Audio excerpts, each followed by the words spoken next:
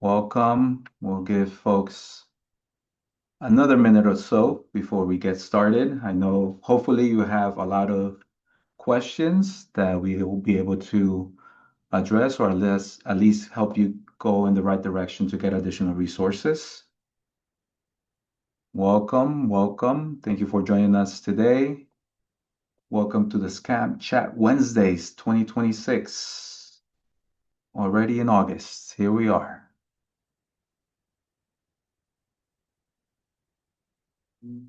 All right. It looks like we are recording our meeting now. Hello, everyone. Thank you so much for being here. My name is Luis Campillo, and I'm the Southern Regional Director for AARP California. And today I'm also pleased to represent AARP California's Fraud Watch Network, a free fraud prevention resource and education tool available to everyone.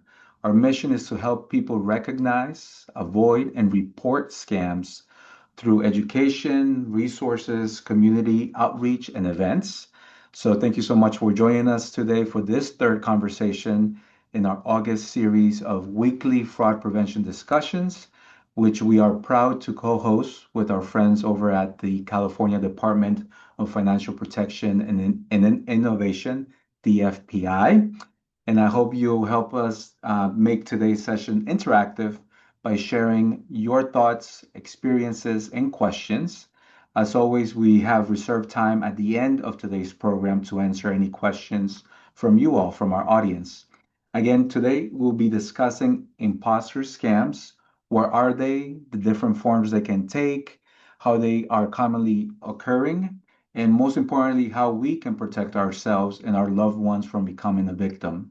And before we introduce our guests today, I would like to share a few housekeeping items. In terms of audio quality, please remain muted unless invited to speak. When we get to the Q&A portion of our program, I'll invite you to join us live to ask your question. And if you prefer not to speak, that's fine. You can go ahead and put your question in the chat and I'll ask it for you. And also, I know we're going to take a little bit of time to hear from our presenters. So if a question comes up, feel free to put it in the chat.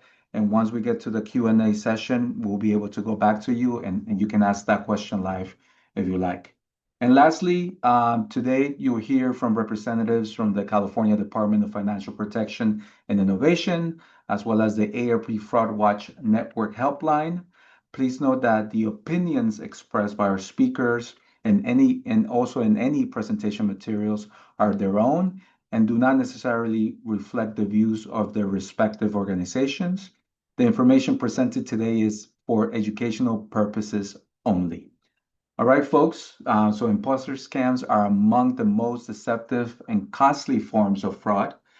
In these schemes, criminals pretend to be trusted individuals or organizations, such as government agencies, family members, financial institutions, or technology support representatives, to convince victims to send money or share personal information.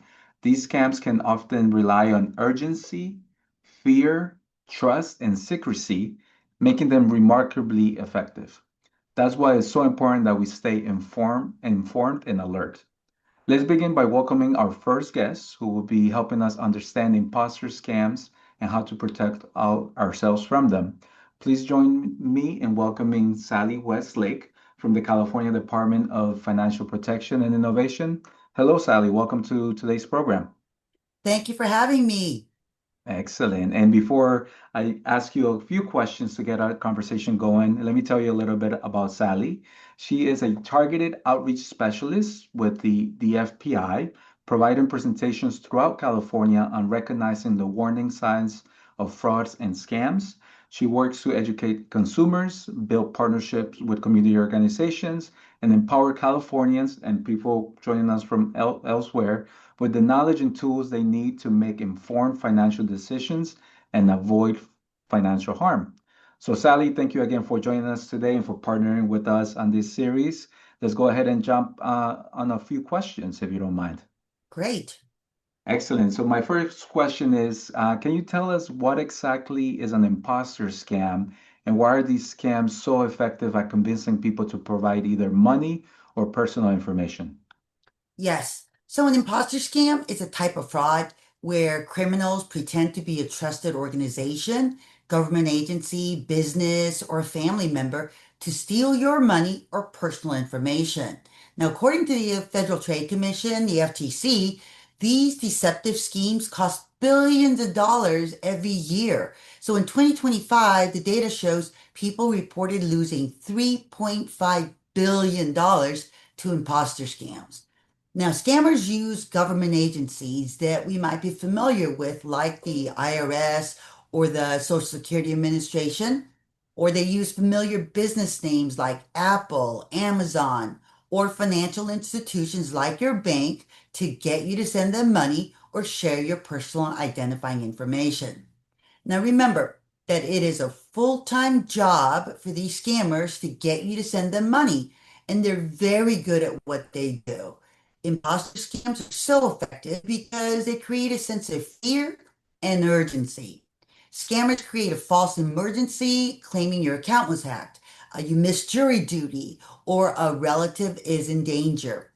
Panic stops people from thinking clearly. So remember to stop, look, and think. Take a break from the computer or cell phone.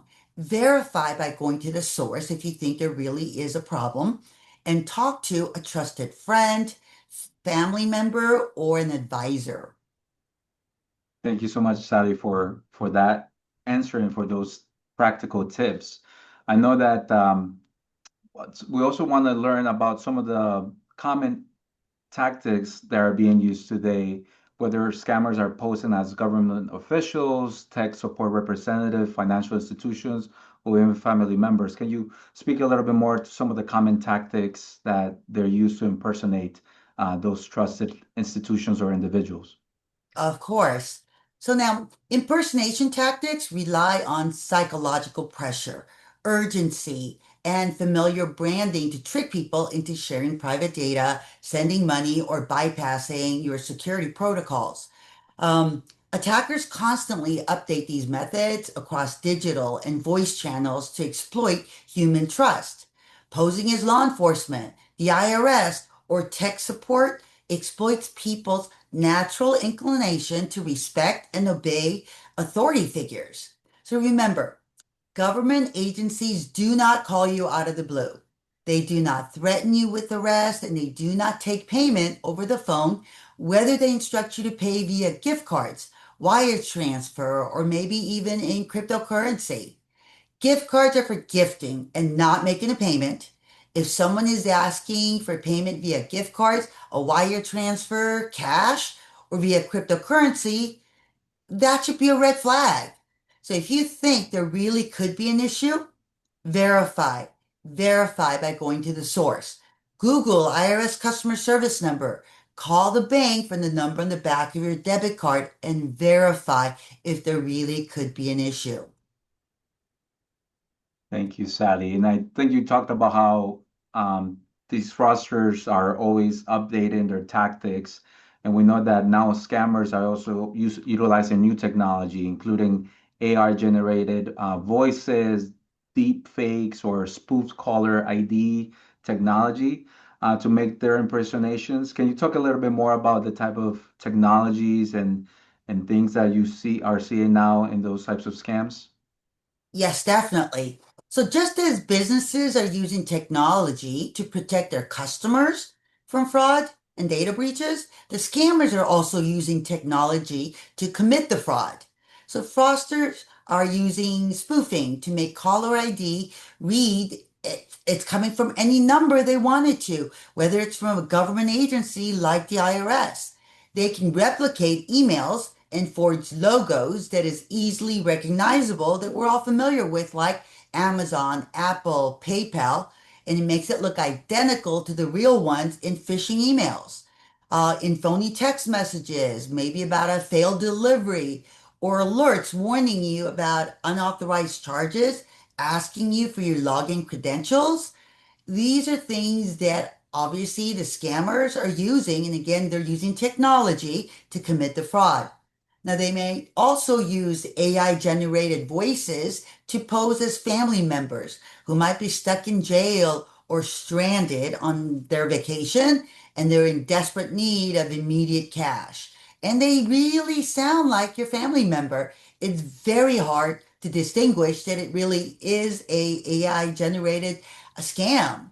So there's a case in France where women lost $850,000 to fraudsters who used AI generated images, deepfake videos, and messages pretending to be the actor Brad Pitt, convincing her to send funds for fake medical treatments and custom fees.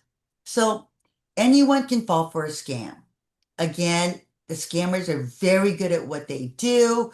They're very believable. So it is up to you to protect yourself and your hard earned assets from getting, losing it to these bad actors and scammers. So remember, stop, look, and think before you send money to someone you've never met in person. Thank you so much, Sally. That's a really good point. Like you mentioned earlier in the call, billions of dollars are being lost. And unfortunately, while everybody is targeted for a lot of these frauds and schemes, oftentimes it's older adults that the scammers are going after just because they think that and some of them do have some additional asset savings that they can get their hands in. So thank you so much for sharing that answer. And I think one last question before we go to our next guest. I think you've mentioned these throughout the points that you've made, but can you once again let us know what are the biggest red flags when people should watch out for when people are claiming to represent either a trusted organization or authority figure? What are those big things that we need to look out for when we get contacted by someone pretending to be one of those folks? Sure, of course. Now, I do want to comment on the numbers of losses are targeting our older adults. According to the FBI's Internet Crime Report, Americans over the age of 60 lost $7.7 billion to fraud in 2025. And that was a 60% increase from the year before. Our older adults are the biggest targeted age group, okay, for financial losses, frauds, and scams. And in that category, of course, imposter scams are one of the highest numbers. And again, of course, Californians are one of the largest groups, states targeted in losses for these type of scams. So, what are some of the biggest red flags that people should look out for? Remember to stop, look, and think. Again, we're going to say this over and over again, but scammers like to create a false sense of urgency and take advantage of moments when you're distracted or rushed. So if you get an unexpected message, pause and take a moment to research what you're being asked to do before actually taking action. Verify by going to the source. Okay, scammers often initiate outreach by impersonating people you know or organizations that you're familiar with, like your local police department. If the outreach seems suspicious, don't engage until you can verify the authenticity of the person or organization. Keep an eye out for strange payment requests. Legitimate companies won't ask for payment in the form of gift cards, wire transfers, again, money transfer apps, or cryptocurrency. You can also create a family safe phrase. Set a safe phrase for family and friends to confirm their identity in case you think someone is impersonating that family member. Like in the case when you get that, Grandma, I was surfing in Mexico and I'm in jail and I need bail. The safe phrase has to be something random. The flowers in my garden are made of sand. It's something so random and crazy, it can't be information that scammers can find on the internet or on social media. It's something that doesn't sound right. Okay, you need to question it. Those are red flags. Payment types also should be a red flag. If you need help, again, talk to somebody you trust, whether it's a family member, friend, or an advisor. Thank you so much, Sally. And here at AARP, we offer ourselves as one of those trusted resource And actually, our next speaker is part of that effort. And part of, as you mentioned, since older adults are targeted, that's part of the reason why AARP has the Fraud Watch network helpline to make sure that people have a place that they can call and verify some of this information. So thank you so much, Sally, for sharing your expertise and your information with us. A reminder to our guests, to our audience, if you have any questions about what Sally just shared with us, or things that have come up with you or experiences that you can share with the rest of us, please do so in the chat. We'll keep track of those questions. And then if you're interested in sharing those questions or comments with us live, we'll bring you up in the later part of the program. But now it is my pleasure to welcome our second guest, who brings a unique frontline perspective from helping individuals and families affected by scams every day. So again, joining us today from the AARP Fraud Watch Network helpline is Mark Federhoff. Mark serves as a senior advisor with the AARP Fraud Watch Network and has spent more than 15 years educating and supporting older adults.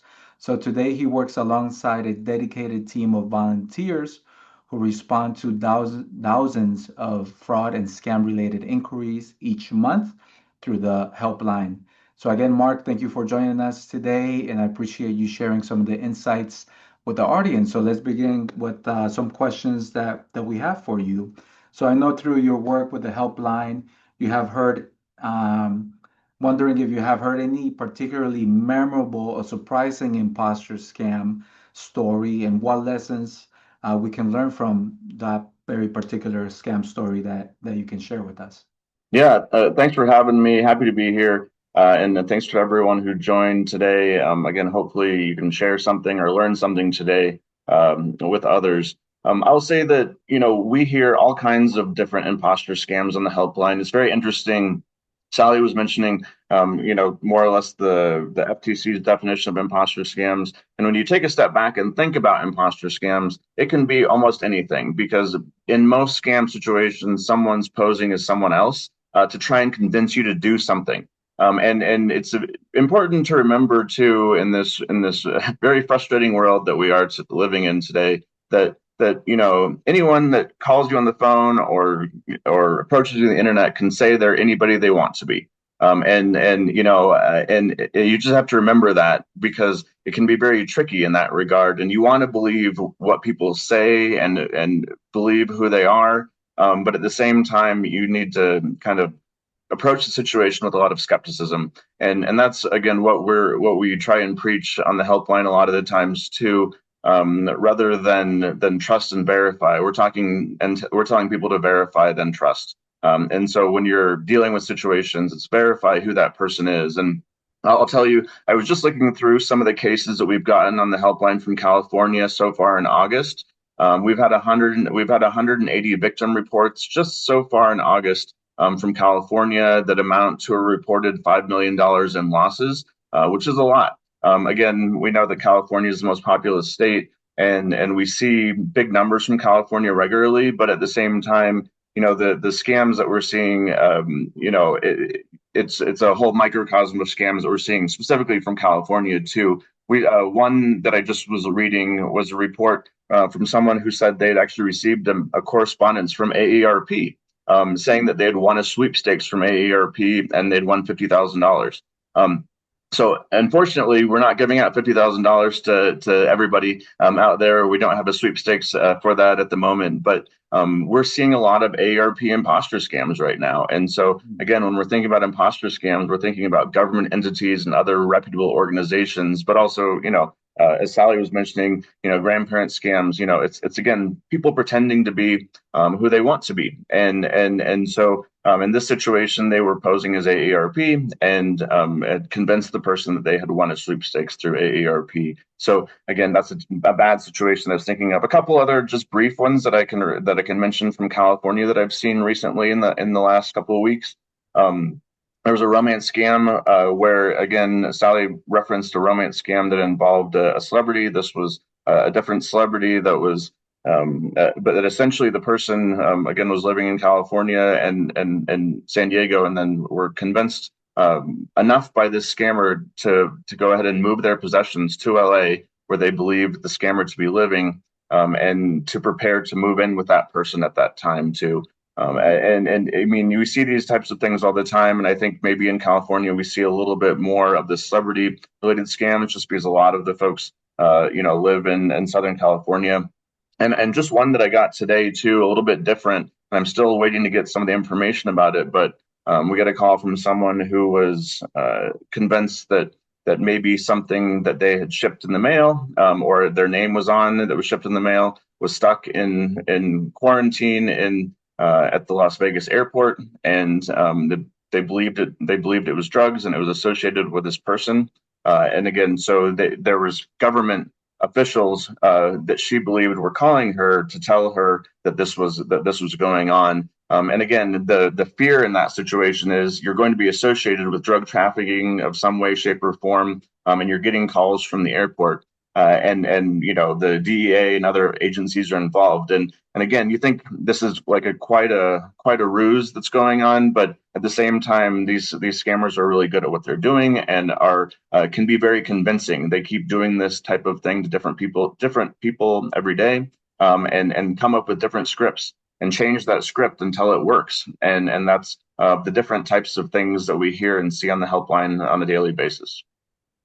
Wow, thank you, Mark, for sharing that information and also that statistics to know that so far in August, over 180 people in California have been victims of this type of fraud, and close to $5 million of potential loss.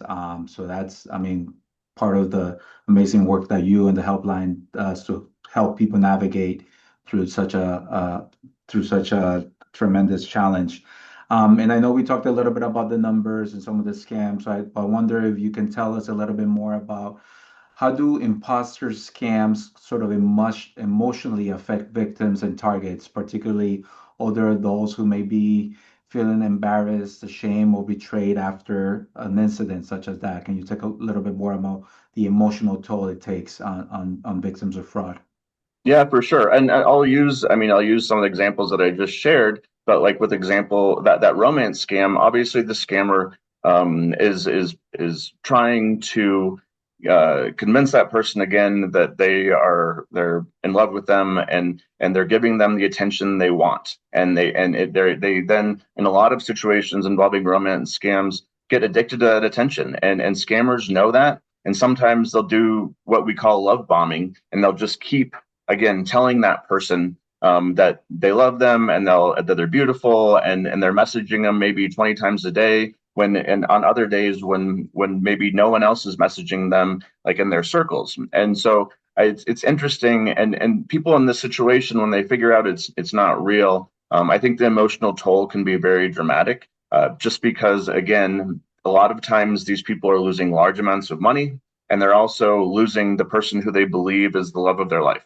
Mm. or the person that was in love with them, and trying to convince them so. And so I think there's a lot of heartache. There's a lot of shame involved in those situations. They don't want to tell anyone. They don't want to talk to anyone about the situations.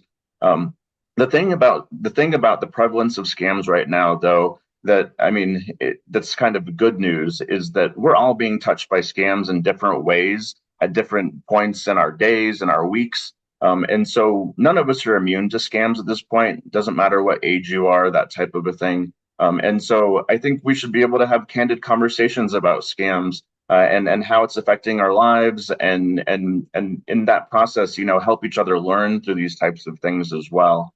I think, and just the other example, the one with the drug trafficking, involving the Las Vegas airport. I would just say, the fear of being in trouble in these situations is ruling, all of the actions that this person's taking, because the story that has been told has convinced that person that they believe that they are actually in trouble. And we heard a big kind of uptick of scams like this in the last couple of years too, where scammers were saying that, we found a car near the border, and it had your information in it, and it was associated with drug trafficking, that type of a thing. And so again, people are worried that they are associated with some type of crime that that an upstanding citizen doesn't doesn't believe that they've ever been involved with, but they believe, maybe someone again stole their identity to then perpetrate crimes or frauds. And so the fear makes these people act in a lot of different ways. And again, I think as a result of these types of scams, can be a lot of different shame and fear involved, just depending upon kind of where you're at in the situation. Thank you. Thank you for sharing that information and those insights. Since we're talking about the work that you do at the helpline, I was wondering if you can tell us, whether it's for ourselves or a family member, a loved one, someone that we know, what happens when someone contacts the fraud watch network helpline? How does your team assist them? What kind of resources do you provide to folks who contact your helpline? Yeah, for sure. And I mean, the best part about our helpline and the reason it works is because we have amazing volunteers who help manage the program. We have volunteers who are working in California. Most of our volunteers are remote. We have about 150 volunteers. One really important part about the helpline is that you're going to talk to someone real. And so this, I think the customer service conundrum or anomaly anymore is that you don't always get to talk to someone when you call a business. So when you call our helpline, you're going to talk to an intake agent who's going to triage your call. They're going to ask you a couple pointed questions. Did you lose money, or did you give out personal information as part of what you believe to be a scam? And when you answer those questions, we're going to figure out how we're going to route your call. If you're just calling to report the scam, that intake agent is going to go ahead and take your report, give you any additional information, and then kind of send you on your way because you had recognized it was a scam. You just wanted to let other people know about it. And so that information will then go into our database. We then send that information along to the Federal Trade Commission, and they use it and they put that in as part of their Consumer Sentinel. If you are the victim of a scam, what essentially happens is that intake agent's going to take some notes from you about your situation, and then they're going to pass it on to our team. And our team is the team with the staff and volunteers who are helping with the more complicated situations. Then we're going to give you a call back and have that conversation about your situation. What I think our volunteers are really good about doing is being good listeners and also being a wise friend in a lot of situations. A lot of people don't have someone who they can tell about a scam, or they might be afraid or embarrassed to tell someone about their victimization. And so you honestly don't even have to tell us what your name is when you call the helpline. You can talk to someone, in a very kind of anonymous way if you want to, if you feel more comfortable that way. Again, since you've just been victimized. But at the same time, again, we're going to talk you through the situation. We're going to listen to what happened to you. We're going to find out what you've already done, and then we're going to direct you the best we can to any resources that might be helpful, and then to maybe any identity theft related steps that might be helpful as well. I'll tell you one of the most common places we're directing people on the helpline is to identitytheft.gov to take identity theft protection steps by doing things like checking your annual credit report, placing fraud alerts, credit freezes, and maybe even filing an identity theft report on their website as well. Excellent. Thank you for those tips. Really helpful information. And then as we get ready to answer some of the questions that we received, I wanted to see if there is one simple phrase or strategy that you recommend that people can use to evaluate a situation they suspect may be a scam. I think a lot of people are different in a lot of different ways for this type of a thing. But I think, a pause is really important. Sometimes a deep breath makes a lot of sense for people as well. But in addition to like taking that bit of time and not succumbing to the urgency that the scammer is trying to get you to succumb to, is whatever that works for you, whether it be taking a deep breath or a pause or taking a break from the conversation, breaking ties from the conversation. Additionally, I think that adding another person to the conversation is always a really good thing to do. My example a lot of the times is the sweepstakes scammers, which are actually trending right now, unfortunately, will often tell that person, but you can't tell anyone you just won 2.5 or 3.5 million dollars or whatever it is in the new Mercedes. You can't tell anyone, and in my mind, it's like, are you kidding me? First thing I'm going to do is call my mom and say, hey, let's go on a trip or something like that. Let's go to Vegas. I'm lucky right now. Let's do something like that. And so if that person is telling you that you can't tell anyone else what just happened to you, that's a bright red flag of a scam. And I think acknowledging that and understanding that is really important. And so that third party as part of the situation is often going to maybe start asking some questions. My mom would even say, well, who did you win it from? Or how did you win this prize? That type of a thing. And even though she's excited for me about the situation, she's also curious about it. And she's probably going to set me on the right track in terms of where I'm at in that fraud situation. And so I think including someone else as part of the conversation is going to help you a lot of ways. And again, if you don't have someone else, that's one of the reasons the helpline exists. And you can always give a call, and we will hopefully help point you in the right direction as well. Excellent. Thank you so much for that. And thank you for all your other answers. Really appreciate the information that you and Sally has shared with us today.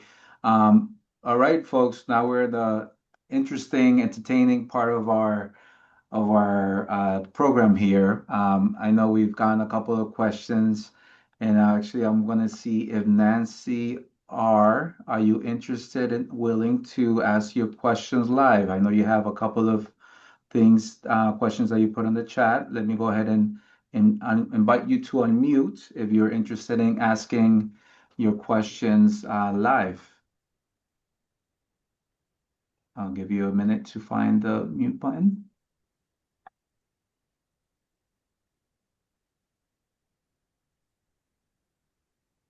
And if you don't want to come live, that's fine. I think the first question that you shared with us was, I received a text message sent to me, but from the courthouse, claiming that there was a lawsuit, and after they had left 3 voice messages, everything was sent through text services. So this first question seems to talk about some of the different modalities, channels of communication scammers are using. Sally, do you want to share any additional insights from the agency's perspective about this type of mix of, you get a text, you get a voicemail, maybe you get some mail? Like, what are some of the things that scammers are doing in these types of scams? Sure.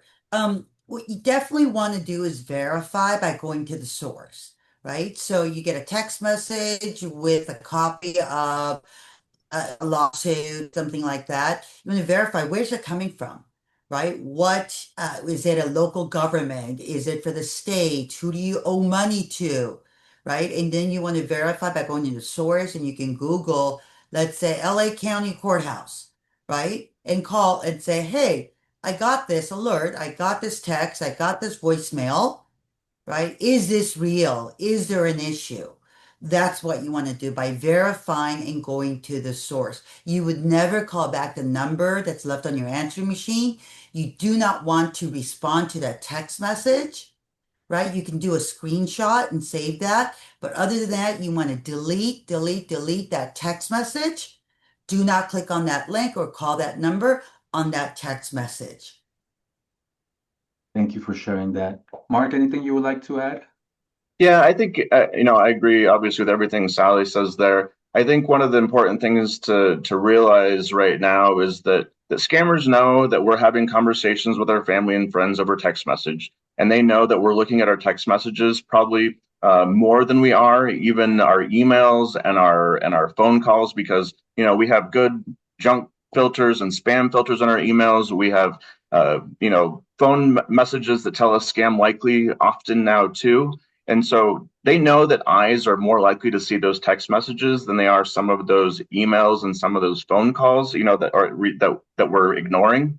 And so just remembering that, I think being extra judicious about any text messages that you're replying to or reading or clicking on or anything like that is really important. Again, just because that's where scammers are going right now. And if you've never received, and I think another really important thing is that, again, a lot of the people we talk to in the helpline are older adults. And I think, trust, if you've never received a text message from the courthouse before in the last 60 years or 70 years of your life, you should probably not expect to start receiving them now. Most of those entities still send out snail mail, or they might have an email address, but at the same time, most of them aren't using text message. And so think about your previous experiences too, and let that help inform the way you respond to it, and trust yourself too. I think a lot of people are maybe scared off by the technology or scared off by the urgency, and so they don't trust themselves a lot of the situations in a lot of situations like that. And so trust yourself and think, gosh, I haven't never received one of these before. This seems a little bit odd. I should probably do what Sally just said and verify from the known source, which I think is really important. Thank you, Mark. Thank you, Sally, for your answers and your input. The other part of what Nancy shared, and Nancy, I hope your voice gets better. Um, it seems like someone has also gotten access through her bank account card and also to her Apple account. It looks like um, what she has done is reported to the police, cancel the Apple account, um, and done a number of things to try to prevent that information from and that account from being used. And Sally, I know that there was an example that you wanted to share with our audience today. So I'm wondering in answering Nancy's question about some of the additional things that she can do to report legitimate access to her bank account and to her Apple account in this case. If you can share that example and any additional tips that we should consider if we find ourselves in this type of situation. So in Nancy's situation, she definitely, obviously, close out those accounts that were affected, change your passwords to every account, okay, including all your financial institutions. Make sure you set up two-factor authentication, right? And then you want to do a fraud alert on your credit reports, on your three of the major credit reporting agencies. You can get all the information from our website at dfpi.ca.gov. We now, under the new law, actually regulate the credit reporting agencies. And then you want to check your credit report, okay? Make sure that there isn't anything else happening with your credit. And then also possibly resetting your cell phone back to its original settings, and then re-uploading the apps you need. And then you want to make sure that you are checking all of your your bank accounts on a regular basis, whether it be every day, every other day, setting up alerts, because you have now been a victim of identity theft. They've stolen your account, they're stealing your money. So unfortunately, you've got to protect yourself, right? And so as Mark mentioned, you can go to identitytheft.gov, which is part of the FTC's Resource Center. If you need to talk to somebody, there is also another great resource called Identity Theft Resource Center, based out of San Diego, but they can help all Californians, right? Go take the necessary steps to walk you through how you can recover from being a victim of identity theft. So again, you should have contacted your financial institutions, close out those accounts. You should have also filed a police report. You then could have come to us and filed a report, submit a complaint so that we can also do our own investigation to see if any of the financial institutions that your money was taken out of, if there's anything that we can do to help you assist in getting some of your money back. Right? So there's different steps, obviously, that you can take. There is a case that I did want to share that Lewis was mentioning. An East Bay woman, okay, Northern California, was scammed out of $50,000 in 2024. She received a call saying her grandson was in jail. He was distraught and crying, and she needed to pay bail and attorney fees. She was instructed to go to the local Safeway and use the crypto kiosk or crypto ATM and make over 50 different transactions to 50 different accounts, because the scammers knew that there's a new law limiting $1,000 per account per day into these crypto ATMs. So the scammers thought they were circumventing the law. The woman fed $100 bills for hours over the course of a day, putting in over $50,000. So when the DFPI found out about this case, our investigators got right on the case. And through what our investigation found was that CoinMe, the crypto managed the company, violated transaction limits and failed to include certain legally required disclosures on the customer receipts. So after fining the crypto kiosk operator CoinMe over $300,000 in fines, and then later on an additional $175,000, the East Bay woman got her money back. So that is great news. Unfortunately, that's not what happens in every case. But if you are a victim of a financial fraud or scam, again, contact a financial institution, let them know what's occurred, come to us for help. Okay, call us at our toll-free number. You can go online, submit a complaint. And if we are not the regulating agency, we will go ahead, then connect you to the right state or federal agency that can further assist you. Thank you, Sally. Appreciate that information. We have another question from John. There are YouTube channels that show how some of these impersonation scams happen. Would these be something that we recommend?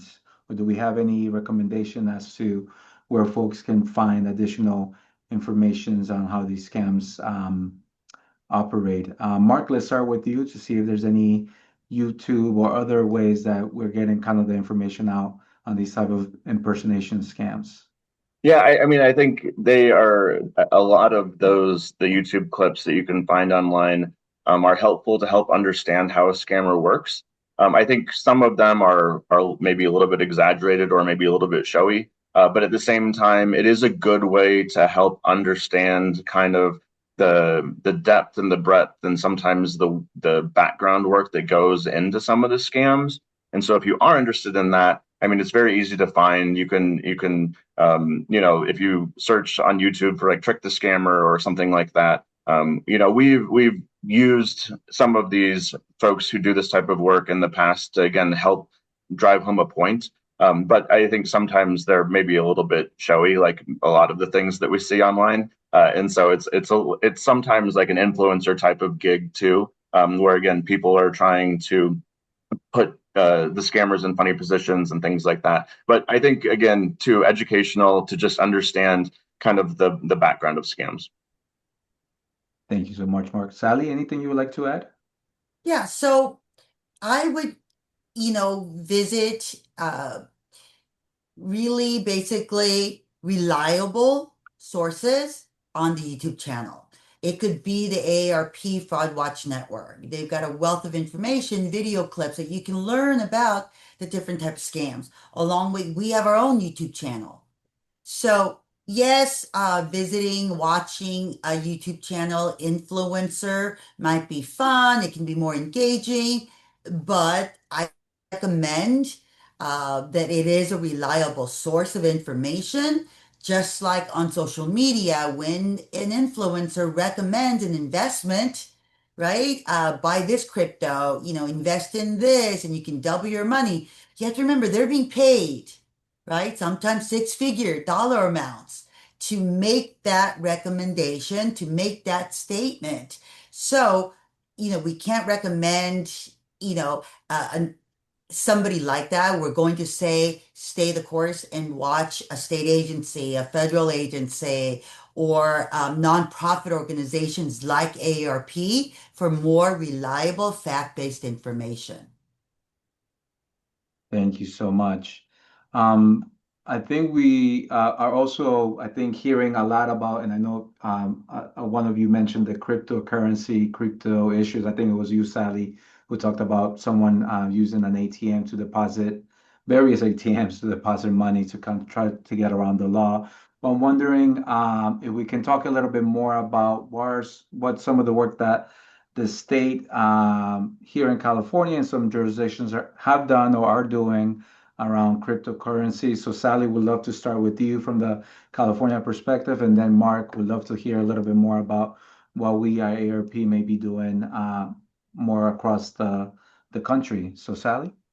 Yes. So our legislatures in California passed a law and it became effective. And as of July 1, 2026, anyone, whether they're selling crypto assets, whether they're holding your crypto assets in the account, now have to be registered, right, through the Department of Financial Protection and Innovation. So we are going to be the watchdog regulator for basically anything to do with crypto. So if you need to file a complaint, please, or you have any questions, call us at our toll-free number. The average wait time when you call our toll-free number is about 5 minutes. After you press some numbers, make sure we route your call to the best experts. You can talk to a live person, okay? Get your questions answered. When anybody asks you to make payment with cryptocurrency, these scammers, okay, you got the red flags go up, and you have to know that the scammers know exactly where these crypto kiosk and ATM machines are in your neighborhood.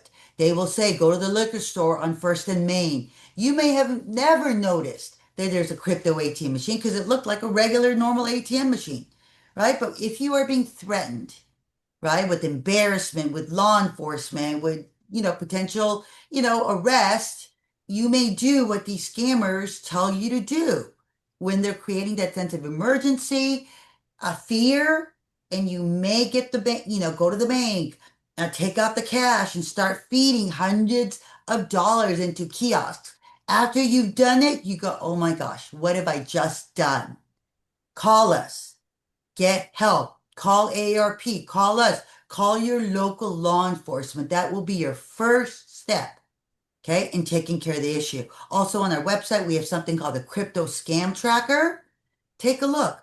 We have basically listed, okay, all these type of crypto scams that have been reported to us by Californians that tell us about, hey, somebody tried to sell me this type of crypto and it turned out to be fake, right? Things like that. So you can take a look at all the, complaints that have come through. And so if someone is trying to sell you crypto, telling you can double your money in a month, okay, you can go through that list and see if that company shows up. Thanks, Great. Lewis. No, thank you. Good to know that there's that resource in our state. Mark, anything from your perspective from the AARP helpline? Yeah, I mean, I'll say that, a couple of years ago, we started seeing a trend on the helpline that people were paying as at cryptocurrency ATM machines, and we started talking about it because we were seeing over and over again that there was very little regulation, no matter where you were, depending upon with these crypto ATMs. And so we were looking for places who are regulating them, and unfortunately, we're not finding anybody who is regulating them. And so I think, based on some of the calls that we're getting the helpline, we started raising red flags in states and saying, hey, there's a gap here in regulation. And AARP has been very involved in many states with regards to help getting some regulation around these cryptocurrency ATM machines, because it was pretty much the wild, wild west for a while, just in terms of how much money people could put in and any type of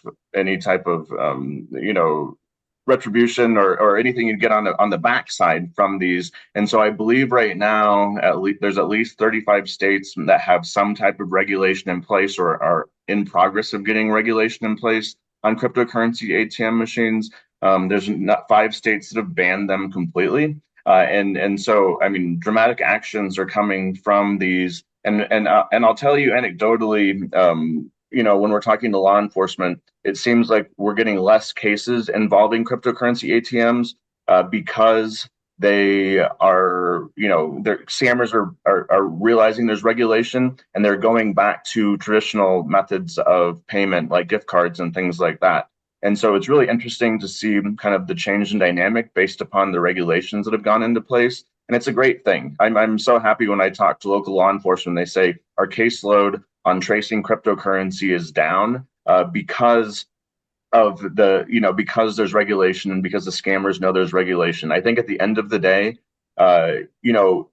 when research was done in different states about kind of the transactions that are taking place at these cryptocurrency ATM machines, they found out the vast majority of them are fraud related. And so that's the real problem here. And because a lot of those cryptocurrency ATMs have very high transaction fees associated with them, that basically meant that real cryptocurrency investors were not using them as much just because of the fees involved. And so they could download an app to buy their cryptocurrency rather than going to one of these kiosks to do it themselves. And so I think, again, just realizing that has been one of the things that has kind of helped stop some of that cryptocurrency. And so happy that California has legislation in place, and hopefully it'll lead to a decline in the amount of money lost as part of these types of scams. Thank you, Mark, and thank you. I think this will be a good time to also mention that our next Wednesday conversation is going to be around investment scams. So I'm sure that cryptocurrency, crypto coins scams will be a topic as well. But thank you so much for teasing that important topic. And speaking of which, great to hear that California has some strong regulations, that additional regulations are getting implemented in other parts of the country. But now we have the issue that a lot of these scams are global networks operating out of other countries where the laws may not be as strong. So I think this builds on Nancy's questions in terms of what type of advice, help do your respective agencies provide to individuals who may have fallen for a scammer who is based outside of the United States. Sally, why don't we start with you? So unfortunately, DFPI, other law enforcement agencies are doing the best that they can to go after these scammers. But we remember that some of these scammers are part of a big, huge criminal organization and network based out of different countries. And they can start in one country, jump to another country, and move around so that it makes it even harder for our law enforcement to be able to track and chase these bad actors. So, and some people will describe it as a whack-a-mole, right? We might catch one bad actor here, another one pops up here, and so on. So, we are working obviously with our state law enforcement, attorney general's office, and then also at the federal level to go after these bad actors. Unfortunately, it isn't always doable, right? But you still need to report it because you never know when there's a chance that we can make the case and get some money back, right, to our victims that have actually lost money. So report it to us. It may go up to, you may want to, Secretary of State, Attorney General's office, above and beyond your local law enforcement as well. So the first thing is you want to report the fraud and scam. Thank you, Sally. Mark, how about you? Yeah, I mean, so many of the scams I think that we see on a daily basis originate overseas somewhere in criminal networks that are overseas. And so it is so hard to, I mean, we're always saying, why can't we just stop these guys? Should be so easy. And there are FBI agents that are working overseas, especially in the hotbeds where these scams are taking place. But at the same time, again, it is the whack-a-mole situation, and you're trying to figure it out. I will tell you, the times on the helpline that we hear about when people are getting money back is when there's some type of physical location in the United States is involved. And so an example might be someone sends money as part of a scam, but they're not comfortable wiring the money, and so or they're not comfortable doing cryptocurrency or whatever it might be, and so they might send a FedEx box with cash as part of some type of a scam situation. And when you have locations, there's been evidence, a lot more evidence when you can kind of track where that money is physically going versus when it's wired somewhere and it could be transferred to a bunch of different locations around the world. And so I think some of the best examples of when I've heard people getting caught is, again, when there is like a money mule inside the United States that's involved and they can track the money to specific locations, or find out where a courier took the money, or sometimes UPS, FedEx, USPS stop different types of packages Two, because they're seeing an odd amount of packages going to a certain location that doesn't seem right. And so they want to investigate what the heck is going on because, again, they don't want to be complicit in these frauds as well. And they see they see that all the time. And so sometimes they're proactive before letting that money get to its actual destination too. Great. Thank you so much for letting us know about that. And I think probably our last questions before we start wrapping up our conversation today, and this is actually an issue that has come up for me as I'm involved with another nonprofit organization. Bonola was wondering if we have any recommendations for a nonprofit organization that is a target of impersonation scams to help people out to make sure that they don't fall for them. It seems like her organization and organization that she's affiliated with has been impacted. So we're not just talking about individuals, we're talking about organizations. And I know here at AARP, we have a robust training for our employees to try to avoid any type of phishing emails and things like that. But wondering what kind of recommendations, resources we can share with folks who work for not other nonprofit organizations. Mark, let's start with you, and then we'll finish with Sally.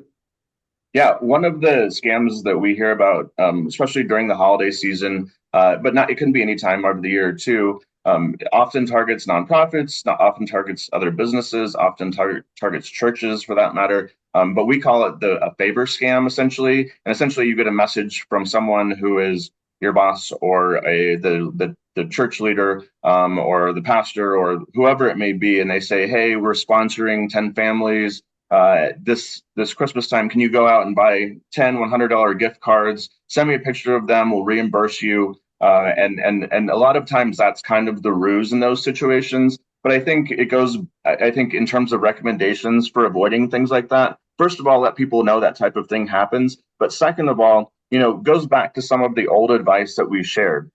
Pause, think, is this a reasonable request? And have I ever received a request like this before? And at the same time, make that extra phone call. Call the person who says that they're contacting you because they're generally contacting you from a different number or a fake account or from a fake email address. But verify what that person wants. And in a lot of situations, that person is going to say, "I don't know what you're talking about." And so that's one of the most common ones that we see kind of coming from nonprofit organizations, especially around the holidays, but there can be a lot of other ones too. Thank you, Mark.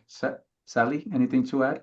Yeah, so depending on if you are being defrauded or within your company, right? Or if it is somebody outside, the scammers are using, let's say, your nonprofit's name to commit the fraud. Whatever the case, you probably should have a banner across your website that says, "Hey, these type of scams are happening." And you will actually see that type of banner notifying their consumer base, constituents about people using that business to commit fraud. So whether it's a California Edison, whether it's a business entity, I mean, we've actually had a scammer use our email address at DFPI, okay, to do phishing email scams. So it basically can happen to everyone. So on the business side, fraudsters impersonate executives or trusted vendors via email to redirect wire transfers. So the best thing I can recommend is to verify, right? And you do that, like Louis said, is to make sure that you train your staff, right?